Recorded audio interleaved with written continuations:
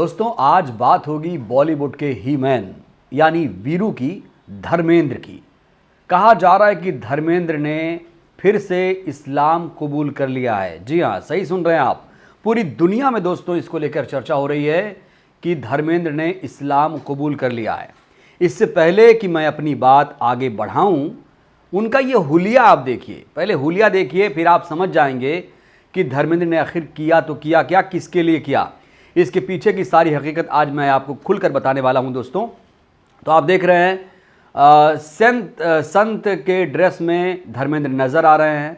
उनकी बढ़ी पकी हुई दाढ़ी है और सर पर उनके सफ़ेद पगड़ी है और एकदम वो संत की तरह नज़र आ रहे हैं। ऐसा लग रहा है कि वो एकदम खुदा की इबादत में लीन हो गए हैं।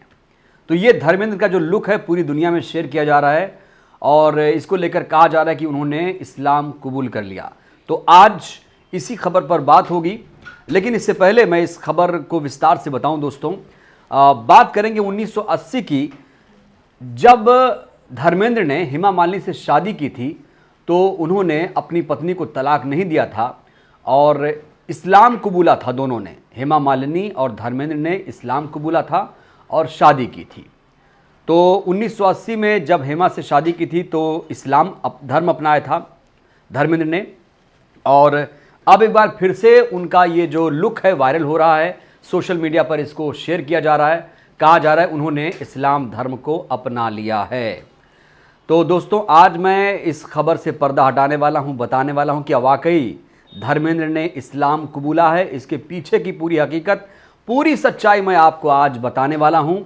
दरअसल धर्मेंद्र का ये लुक जो आप देख रहे हैं, ये एक सीरीज़ का लुक है जिसका नाम है ताज डिवाइडेड बाय ब्लड। तो ये एक वेब सीरीज़ है जिसे एक पीरियड ड्रामा सीरीज़ कहा जा रहा है, जो मुग़ल साम्राज्य से संबंधित है। कहा जा रहा है ये उन्होंने जिसका किरदार निभाया है उनका नाम है सलीम चिश्ती। और दोस्तों सलीम चिश्ती जानते हैं आप कौन थे? सलीम चिश्ती एक बहुत बड़े संत थे मुग़ल साम्राज्य में अकबर के काल में। और कहा जाता है कि जब आपने देखी होगी मुग़ल आज़म फिल्म, जिसमें एक सीन भी था जब अकबर को कोई बच्चा नहीं पैदा होता या उनके कोई लड़का नहीं था तो उन्होंने एक मन्नत मांगी थी, तब उनको जहांगीर हुआ था, उनके घर में जहांगीर आया था और इस बच्चे को सलीम नाम दिया गया था। उन्होंने अपने नाम पे इस बच्चे का नाम रखा था और उन्होंने ये भी भविष्यवाणी की थी सलीम चिश्ती ने कि ये बच्चा बड़ा होकर बहुत नाम कमाएगा, इसका नाम जहांगीर के नाम से विख्यात हो जाएगा। तो पूरी दुनिया इसको लेकर हैरान है दोस्तों और एक बार फिर से इसको लेकर चर्चा है। तो आपको पता है कि शेख सलीम चिश्ती बहुत बड़े संत थे, जो 15वीं शताब्दी में इनका जन्म हुआ था। मुग़ल साम्राज्य में इनका वर्चस्व था, अकबर के बहुत करीबी थे क्योंकि उनका काल इनका काल दोनों का समान है। और फतेहपुर सिकरी 35 किलोमीटर दूर अगर आप आगरा से जाएंगे तो इनका एक मकबरा भी है। तो धर्मेंद्र एक बार फिर से सुर्खियों में है। इनकी उम्र 87 साल की हो चुकी है और बॉलीवुड के हीमैन इन्हें कहा जाता है और काफ़ी बड़े बड़े एक्टर के साथ इन्होंने काम किया है। ये अपना गुरु दिलीप कुमार को मानते हैं। इनकी उर्दू दोस्तों, इनकी ज़ुबान बहुत अच्छी है दरअसल और इनमें एक भारतीयता झलकती है। ये सच्चे जो इंसान, अगर आप कहेंगे सच्चे इंसान की अगर आप पहचान मानेंगे तो धर्मेंद्र को कहीं ना कहीं आप सुनेंगे, ध्यान से सुनेंगे तो आपको लगेगा कि वाकई यार अगर कोई इंसान जो सोच होती है वो धर्मेंद्र को सुनकर आपको लग जाएगा। तो धर्मेंद्र जिनकी उम्र अब 87 साल हो चुकी है, ये जो लुक है उनका इसी ड्रामा का लुक है, एक वेब सीरीज़ का लुक है जिसे ताज डिवाइडेड बाय ब्लड कहा जा रहा है। लेकिन कुछ लोग ये कह रहे हैं उन्होंने एक बार फिर से इस्लाम कबूल कर लिया है क्योंकि 1980 में ये बात सच साबित हुई है कि 1980 में वाकई उन्होंने इस्लाम धर्म अपनाया था।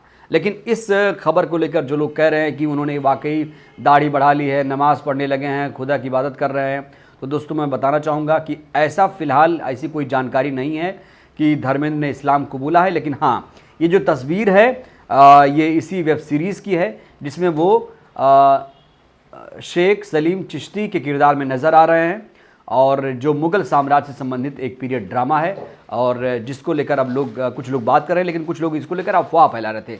तो हमारी ये जिम्मेदारी थी कि मैं आपको इस खबर के पीछे की सच्चाई क्या है ये बताऊं।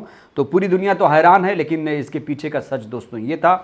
तो आप क्या सोचते हैं, अपनी राय आप जरूर दीजिएगा। शुक्रिया। नेशनल दस्तक की आपसे गुजारिश है कि अगर इसको बचाना चाहते हैं तो नेशनल दस्तक को सब्सक्राइब करने के लिए रेड कलर के सब्सक्राइब बटन को दबाएं, फिर बेल आइकन की घंटी दबाएं। नेशनल दस्तक को बचाने के लिए बहुत जरूरी है कि हर खबर को शेयर करें, लाइक करें, कमेंट जरूर करें।